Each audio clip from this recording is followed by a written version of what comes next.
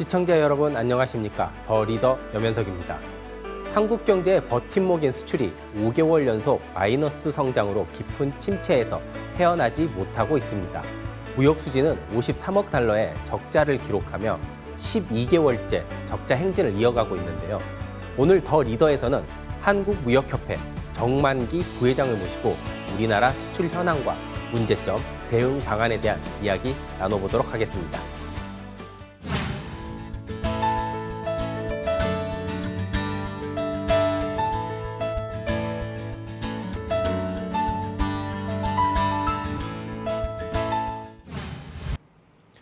네, 부회장님 바쁘신 가운데 출연해 주셔서 정말 감사합니다. 네, 감사합니다. 네, 먼저 저희 시청자분들이 아무래도 이제 한국무역협회 하면 좀 낯서신 분들도 있는데 한국무역협회가 어떤 곳인지 소개 한번 부탁드리겠습니다. 네, 한국무역협회는 1946년에 창립된 무역을 하는 기업들의 모임인 그런 경제 단체다 이렇게 생각하시면 될 것 같고요. 지금 회원사가 한 7만 개가 되고 네. 우리 그 회원사들을 위해서 특히 그 무역을 위해서 조사 연구라든지 기능을 한다든지 무역 업계 에러 같은 걸 파악을 해서 그 대책 같은 것까지 발굴을 해서 정부나 국회에 건의를 한다든지 그리고 또 중요한 기능 중에 하나는 다른 경제단체하고 좀 차별될 건데요. 그 해외에 그 12개 지부가 있어요. 특히 워싱턴, 뉴욕, 브라셀 이런 데에 주로 이제 기능이 많이 그 집중돼 있는데 그 외국과의 통상 문제 같은 거를 사전에 발굴도 하고 모니터링을 해가면서 문제점 같은 거 우리 업계에 전파도 하고 또 정부의 대책도 건의하는 그런 또 통상 대응 활동도 하는 점이 그냥 좀 특징이 아닐까 이렇게 생각을 합니다. 기업, 정부의 이런 협회, 민간 단체가 이제 유기적인 역할을 많이 해주는 얘기를 듣고 그런 이야기로 들리는데요. 아무래도 요즘에 수출이 조금 좋지가 않습니다. 5개월 연속 이제 수출이 이제 마이너스를 가고 있는데요. 현재 무역 수지 악화 얼마나 심각한 상황입니까? 예, 작년에도 우리가 좋지는 않았죠. 작년에 478억 불 적자를 보였는데요. 금년 들어서 2월까지 수출은 964억 불이 기록이 돼서 전년 동기 대비 마이너스 12.1%, 그리고 수입은 1,143억 불을 기록을 해서 전년 동기 대비 0.2% 증가를 했습니다.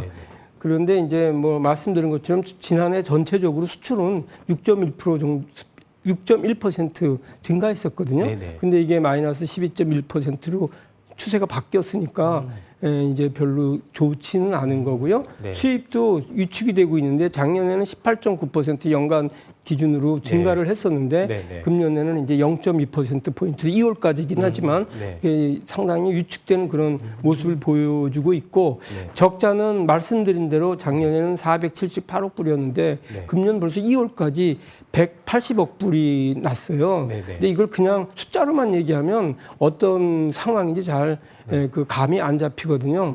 우리가 이제 그 무역 규모 대비 적자 비중이 어느 정도 되느냐라는 게 이게 위험한 거냐 아닌 거냐 이런 판단을 할 수 있는 기준이 될 건데 예를 들면은 이제 우리 IMF 외환위기 시 1996년에 우리가 아주 무역 적자가 많았거든요. 그때 무역 적자 규모의 그 전체 무역 규모 대비 그 비율이 7.4%였어요. 그리고 이제 석유 파동 시 이게 1978년인데 그때가 8.3%였었거든요. 근데 지금 2월까지이긴 하지만 금년 들어서는 이게 지금 8.5%로 현재까지는 하여튼 가장 나쁜 그 수치를 보이고 있기 때문에 그냥 이 방치되고 이게 이런 추세가 계속 가면 이건 곤란하다 이런 생각을 하지요. 그렇지만 연간으로 볼 때는 지금 무역협회도 아직 연간 전망을 수정하지는 않았거든요. 우리가 볼 때는 연간 한 138억 불 정도 적자가 날 거다 이렇게 이제 예측을 하고 있는데 현재로서는 그거 대비 한 42억 불 정도 적자가 더 난 셈인데 이 얘기는 무슨 얘기냐면 이제 2, 4분기 이후에는 이제 수출이 이제 대충 균형으로 가다가 특히 하반기 정도 가면서는 흑자로 전환이 돼야지만 연간으로 볼 때 그래도 한 140억 불 정도로 무역 적자를 막을 수 있을 거다. 이런 이제 예측이 가능한 거죠. 네. 예. 아무래도 이게 지금 수치상으로 보면 예. 이제 연초에 정말 수치가 안 좋게 나온 거잖아요. 뭐 네. 어떻게 보면 역대 최악으로 예. 역대 최악의 수치라고도 좀 볼 수 있는데 아무래도 대외 환경이랑 되게 밀접한 연관이 있을 것 같습니다. 특히 최근에 특히 연초부터 시작되고 있는 이런 미중 무역 갈등이라든지 러시아 우크라이나 전쟁 끝나지 않고 계속 지속되고 있고 그리고 여기에서부터 또 공급망 이슈도 계속 나오고 있으면서 정말 수출이 어려운 상황이거든요. 올해도 혹시 이런 리스크가 계속 지속이 될까요? 일단 우리 수출이 지금 1, 2월 들어서 이게 나빠진 원인에 대해서 조금 네. 그 글로벌 경제 환경하고 대비해서 한번 볼 필요가 있을 것 네. 같거든요. 네. 그 금년 1, 2월에 수출이 지금 부진하게 된 가장 큰 원인은 네. 아마도 세계 경기 침체 때문에 반도체 그 수출이 쭉 줄어든 데 원인이 있죠. 네네. 반도체 수출이 작년 동기 대비 43.8%나 감소를 했어요. 네네. 그래서 그럼으로 인해서 반도체가 총 수출에서 차지하는 비중도 네. 작년에 한 19.9% 거의 20% 수준에서 18.9%로 네. 줄어들었고요. 뭐 러우 전쟁 이제 작년에 우리를 맞습니다. 공급망이나 좀 경제를 에너지 가격 이렇게 교란을 시켰던 것들이 한 몇 가지 변수인데 그 중에 하나 코로나19가 있었잖아요. 네, 그렇죠. 코로나19는 거의 지금 끝나가기 때문에 네. 금년에는 큰 리스크는 없을 거다. 뭐 그렇지만 또 어느 순간에 어떤 일이 생길지는 계속 봐야 되겠죠. 맞습니다. 그 러우 전쟁이 또 하나의 돌발 변수였는데 네네. 러우 전쟁도 뭐 장기화될 우려는 있지만 그래도 이제 거기에 적응력이 높아지면서 에너지 가격이 주로 그 러우 전쟁 때문에 많이 네. 인상됐었는데 원유가 같은 게 2020년 3월에는 127불이었거든요. 맞습니다. 근데 이게 지금 금년 3월에는 77불 정도로 네. 안정돼 있고 또 천연가스 가격 같은 것도 단위당 가격이 작년 8월만 해도 9.68달러였는데 이게 지금은 한 2.5달러로 네. 안정돼서 예전 수준이 많이 회복을 했더라고요. 그래서 물론 그 러우 전쟁이 끝나지 않는 한 계속 교란은 있겠지만 네. 유럽 국가를 중심으로 해서 뭐 네. 대체 원료를 다른 데서 수급을 갖고 온다든지 해서 좀 안정됐긴 했는데 네. 문제 또 중국 변수예요. 맞습니다. 사실 이 에너지 가격이 안정되고 그랬던 거는 중국 경제가 침체가 되면서 네네. 성장률이 잘 높지 않아서 수요가 좀 줄어들어서 그런 탓도 있었는데 네네. 뭐 중국이 좀 이제 그 코로나 봉쇄 정책을 이제 포기를 하고 네. 이제 오픈시켰잖아요. 네, 맞습니다. 그러다 보면 내수가 다시 좀 좋아지면서 이제 그 에너지 수요가 좀 늘어나게 되면 에너지 가격이 또 이제 좀 올라가겠네요. 올라갈 가능성도 있다고 이렇게 보고 있죠. 네. 그리고 이제 마지막으로 그 대외 우리 환경에 영향을 주는 게 네. 중장기적인 기후 변화 대응을 위한 또 이제 그거와 관련된 산업, 네. 뭐 저기 전기차, 배터리 뭐 이런 거하고 관련된 또 광물 소재 이런 거하고 관련되고 네. 또 반도체 등 또 무슨 그 디지털 전환하고 네. 관련된 산업에서 미중 간의 어떤 갈등이 좀 심화되는 거 이런 것들은 꾸준히 남아 있는 금년에도 우리를 좀 어렵게 하는 변수가 되지 않을까 이렇게 생각을 합니다.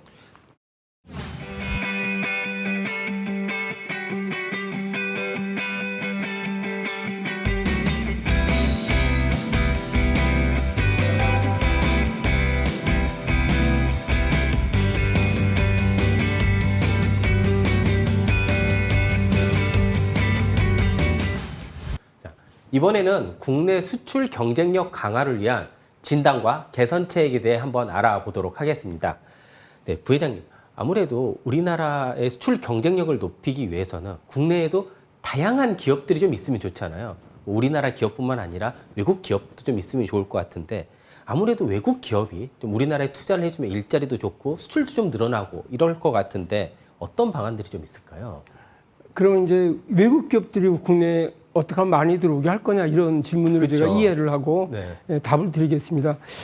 근데 저 생각에는 국내 기업이나 외국 기업이나 생각이 같을 것 같아요. 네. 그러니까 일반적으로 기업들 입장에서 볼 때 네. 한국에서 생산해서 경쟁력이 있다 하면 투자가 늘어날 거고 네. 또 한국의 시장에서 성공을 하기가 좀 좋다 이러면 투자가 늘어날 거고 네. 거기에다가 또 인센티브가 있으면 좀 더 늘어나겠죠. 네. 그래서 일반적인 경영 환경 내지는 경쟁 여건을 최소한 외국화보다는 더 좋지는 못해도 동등하게 만들어주는 게 중요하다.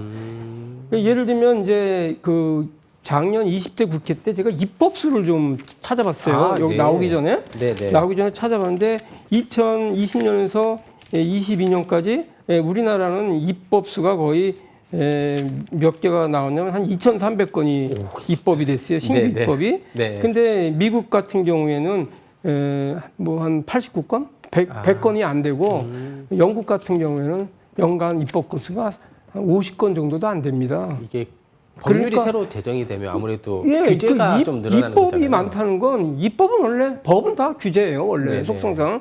근데 뭐 직접적인 규제를 담느냐 안 담느냐도 중요할 거니까 네. 보통 한 3분의 1은 규제라고 얘기를 하잖아요. 그럼 2,300건에 3분의 1이면 새로운 규제가 7,800건 생겼거나 네. 아니면 기존 규제가 강화됐거나 강화됐거나. 뭐 네. 이럴 겁니다. 그래서 물론 뭐 약화되는 것도 있겠지만 네네. 지난 우리 5년간을 한번 쭉 생각해 보면 중대재해처벌법부터 근로시간 52시간 제도라든지 뭐 이제 감사위원 분리 네. 독립 선언이라 선임이라든지 네. 상법, 공정거래법 뭐 이런 일반법에다가 각종 개별법에도 네. 많은 규제들이 신설이 됐거든요. 네, 그러니까 네. 그만큼 이제 규제가 있다는 측면. 그다음에 이제 외국 대비 뭐 법인세라든지 이런 것도 우리가 좀 경쟁국에 비해서는 높은 걸로 나타나고 있단 말이죠. 네네. 그런 측면. 그다음에 이제 뭐 각종 입지를 위한 세제 지원들 최근에 이제 국회에서 오늘 네. 반도체에 대해서는 연구개발 투자에서 세액공제를 해주고 네. 시설 투자에서도 뭐 이제 세액공제도 해준다 그래서 외국하고 비슷하게 가는 측면이 있는데 네. 모든 산업 분야에서 최소한 세금 측면, 규제 측면 이런 데서 더 좋거나 아니면 최소한 동등하게 가야 그래야 좀 외국 기업들이 들어올 거다. 여기에다가 조세 혜택이나 인센티브를 특히 외국 기업들을 네. 특히 이제 아무 기업이 아니라 첨단 기술을 갖고 있는 네, 네. 외국 기업에 대해서 해준다면 그게 이제 도움이 될 건데 예를 들면 뭐 법인세 최고 세율을 재조정을 한다든지 네, 네. 과표 구간을 간소화해서 현행은 지금 24%거든요. 네, 세율이. 그다음에 4단계 누진 구조인데 이거를 최고 세율을 그러면서 이게 우리나라가 지금 37개국 중 OECD에서 네, 가장 26위로 이게 좀 나쁜 쪽으로 네. 이렇게 돼 있어요. 그래서 이거를 좀 하향 조정해주고 단일 세율로 좀 만들어주고 또 2019년에 뭐가 폐지가 됐냐면 그 외국인 투자기업 조세 감면 제도가 폐지가 됐어요. 됐습니다. 2019년에. 근데 이것도 재도입해야 될 거다. 그게 뭐였냐면 외국 기업에 대해서 최장 7년간 법인세, 소득세를 100% 최대 100% 네, 감면해 주는 조항인데 이게 또 없어졌지요. 맞습니다. 그리고 이제 현금 지원 중심으로 우리가 돼 있는데 이걸 또 맞춤형 인센티브 제공 지원 중심으로 바꿔준다든지 그다음에 외국 기업들이 국내 입지를 할 때 네, 네. 그냥 이런 인센티브 주는 것도 좋지만 기업이 실제로 입지를 할 때는 뭐 그 주변에 있는 지자체라든지 주민들의 저항이 있는 경우도 꽤 있어요. 그런 걸 일괄해서 다 해결해 주는 뭐 예를 들면 기업이 들어오려고 그러면 갑자기 거기 수용당한 네, 분들은 그렇죠. 네. 그 수용비를 좀 더 많이 받으려고 또 반대하고 막 이런 경우도 있거든요. 그러니까 네. 그런 걸 한꺼번에 1대1로다가 맞춤형으로 정부가 지원해주는 제도를 한다면 외국인 기업들이 더 많이 좀 들어오지 않을까. 그렇지만 중요한 건 역시 일반적인 경영 환경입니다. 아, 네. 노동 유연성을 확보해주고 규제가 좀 줄어들고 기업이 자유롭게 일할 수 있는. 그래서 우리나라에서 생산을 하면 글로벌 시장 가서 경쟁력이 생기게 하는 그게 제일 중요하다. 그렇게 생각이 듭니다. 아무래도 이렇게 국내 수출 경쟁력 강화까지 한꺼번에 이렇게 묶어서 이제 말씀을 해 주시는 것 같은데 아무래도 만약에 이렇게 우리가 조금 바뀌어서 경쟁력을 가지게 되더라도 여러 시장들이 조금 필요할 겁니다. 아무래도 국제사회 같은 글로벌 사회 같은 데 보면 예. 이제 경쟁이 너무 치열하잖아요. 예. 그리고 이미 우리도 뭐 미국과 중국 이렇게 중심으로 무역 구조가 이제 진행이 되고 있는데요. 아무래도 이런 다변화도 많이 필요할 텐데 국내 기업들이 앞으로 어느 지역을 이렇게 조금 노리면 좀 좋을까요? 세 가지 기준을 봐야 될 것 같아요. 일단 시장이 상당히 좀 커져야 되겠죠. 네. 그다음에 인구만 많다고 좋은 게 아니라 거기 구매력이 소득이 있어서 구매력이 꽤 있어야 될 것 같고 네. 그리고 앞으로 그런 나라가 경제 성장을 지속적으로 할 거냐 안 할 거냐 인구, 구매력, 네. 경제 성장률 요 세 개를 두고 저희가 무역협회에서 한번 분석을 해보니까 네. 인도네시아, 네. 방글라데시, 필리핀, 이집트 이런 나라들이 이제 뭐 지금 물론 미국, 유럽, 그렇죠. 중국, 베트남 기존의 시장들도 중요합니다. 근데 이제 앞으로 더 우리가 성장을 생각하면서 그 수출을 확대할 지역으로는 이런 지역이 꼽히고 있다. 예를 들면 인도 같은 경우에는 2022년 중국 인구를 추월을 했는데 네. 경제 성장률 자체가 향후 5년간 네. 지금 한 6.5%로 전망이 되는데 중국은 한 지금 4.6% 정도로 전망되고 네. 있거든요. 그러니까 인도 시장을 놓치면 안 된다. 인도네시아 인구 거의 3억 원, 그쵸. 3억 명 되잖아요. 네. 그리고 성장률도 높고 이런 나라가 그리고 경제 성장률이 대부분 조금 언급한 나라들이 5%가 넘어요. 그래서 뭐 중국, 인도, 베트남 이런 시장에 대해서도 우리가 생각을 해야 되지만 이쪽 진출해야 된다. 여기서 저도 이 최근에 통계를 보고 조금 놀란 게 네. 예전엔 전통적으로 우리 시장이 네. 미국, 유럽, 일본이었었어요. 네. 한 1990년 전후까지는. 네. 근데 나중에 중국하고 이제 교육이 시작되면서 그게 중국, 미국, 유럽이었거든요. 근데 최근에는 아세안이 쭉 성장을 하면 커지면서 아세안이 거의 한 18%, 맞습니다. 중국이 23%, 근데 그 중에서도 베트남이 거의 9% 정도 돼요. 근데 유럽, EU 전체가 우리 그 수출에서 차지하는 유럽 전체의 비중이 한 9%, 9.5%. 10%가 좀 안 돼요. 네. 근데 베트남 혼자가 우리 전체 수출에서 차지하는 비중이 거의 9%가 되거든요. 그래서 이 신흥 시장들이 의외로 이 기존의 선진국 시장도 빨리 대체해가고 있기 때문에 우리가 지금 말씀드린 이 나라들 네, 네. 가볍게 볼 게 아니다 절대로 그런 생각이 듭니다. 아무래도 저는 이번에 부회장님이랑 이렇게 대담을 한다고 했었을 때 가장 최근에 부회장님을 뉴스에서 가장 많이 본 게 MWC에 이제 다녀오셨을 때 그 뉴스를 가장 많이 봤는데요. 그때 스타트업 우리나라 스타트업 기업들이 이렇게 간담회를 하셨더라고요. 예, 그때 그렇죠. 간담회 중에 스타트업이 해외 진출 지원 제도를 좀 개선을 해야 된다라고 이제 주장을 하셨는데 좀 어떻게 좀 바뀌었으면 좋겠습니까? 스타트업들에 대해서는 한 두세 가지 이슈가 있는 것 같아요. 일단 한국에서 스타트업들이 클 수 있는 환경을 키워주는 게 중요하다. 이런 생각이 드는데 네. 무역협회에서 400개 스타트업에 대해서 설문조사를 최근에 한 적이 있어요. 네. 근데 한 25% 정도에 되는 스타트업들이 네. 우리나라의 규제 때문에 그 규제를 때문에 사업을 한국에서 못하니까 그 규제를 회피하기 위해서 네. 영국이나 런던이나 뭐 미국의 실리콘밸리나 다른 나라로 나간다라고 다 응답을 해왔는데 이건 상당히 전 심각하다고 생각이 되죠. 네. 특히 무슨 바이오 분야, 그 건강 헬스 분야 여러 가지 지금 의료 보건하고 관련된 법들 때문에 한국에서는 아예 사업을 못하는 경우가 있다는 맞습니다. 거죠. 그다음에 이제 각종 플랫폼 사업자들, 네. 뭐 이제 법률, 의료 관련 플랫폼 정보를 제공하는 그런 것도 이제 이해관계가 있는 단체 이런 데서 반대해서 못하게 되고 이러니까 이런 기업들이 나가거든요. 네. 그러니까 이거는 정말 빨리 시급하게 개선해야 될 거다. 제가 최근에 그 스타트업 때문에 스페인도 갔다 왔지만 영국도 들렸었는데 영국은 예컨대 우버 그렇죠. 사업 같은 거 우리는 그게 이제 기존의 운전자들의 그렇죠. 반대 때문에 결국 우리나라에서는 이거 우버가 네. 사업이 안 되잖아요. 네. 근데 영국은 그게 우버가 신청하자마자 법을 다 개정해서 이제 혁신만 생각을 해서 수용을 했고 네. 그렇게 되다 보니까 기존 택시 운송업체도 혁신이 되더라는 거죠. 그 혁신이 또 이런 플랫폼 사업자를 혁신을 이끌고 그런 얘기를 제가 이제 영국 그 정부 관계자한테 들으면서 일단 우리가 이 스타트업 환경을 많이 바꿔야 되겠다는 거 하나. 두 번째는 해외 진출하고 관련해서는 우리가 너무 지금 기존의 업력 규모 중심으로 지원을 해주고 있어요.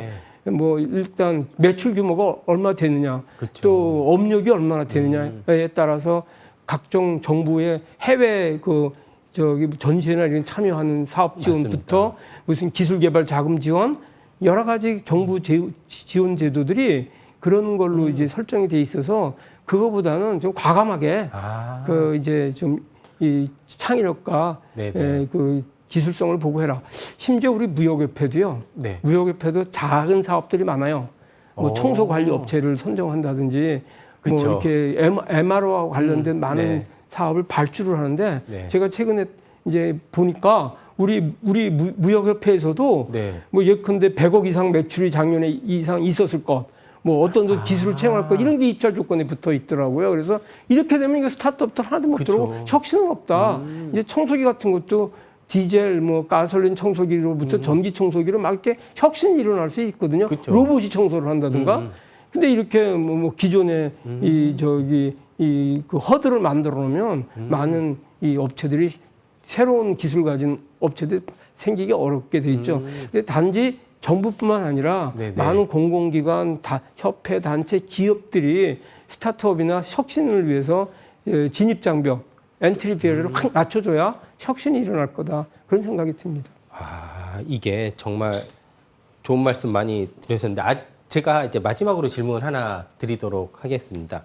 아무래도 아까도 방금 말씀하신 것처럼 뭔가 이렇게 혁신, 그리고 이런 업력, 그 다음에 뭐 스타트업 활성화 방안, 그 다음에 이제 무역 도움, 여러 가지 이제 많은 계획들이 있으실 텐데, 이제 무역협회에서 아무래도 중장기 로드맵도 좀 있으실 거고, 앞으로 어떤 비전을 또 가지고 있다, 이런 것도 좀 있으실 텐데, 중장기 로드맵과 비전에 대해서 한 말씀 부탁드리도록 하겠습니다.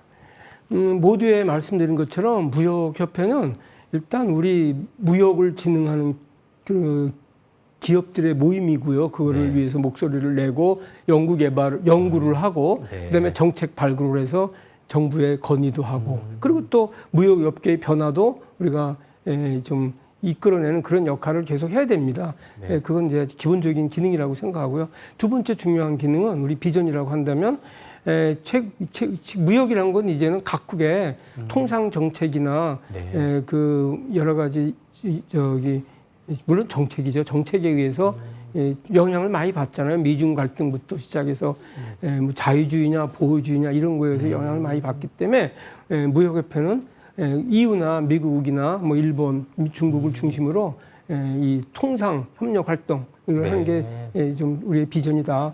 예를 들어서 작년 경우에요. 네. 외국 대사를 만나거나 우리가 외국에 가서 우리 환경을 설명하거나 하는 걸 보통 걸로 네트워킹 행사라고 하는데 네, 네. 190건이나 돼요. 아. 오늘 아침에도 제가 퀘벡 정부에서 온 분들하고 만나고 이렇게 왔는데 네. 이런 일상적인 이 외국 정부나 기업가 주로 이제 의사결정하는 분들하고 네. 수시로 계속 전 세계를 사람들을 상대로 대화를 해가면서 우리의 그 환경을 우리 무역 환경을 개선하는 데 노력을 하고 있어서 네. 이런 쪽에 더 우리 무역협회가 비전을 가지고 열심히 해야 될 거다 이렇게 생각을 합니다.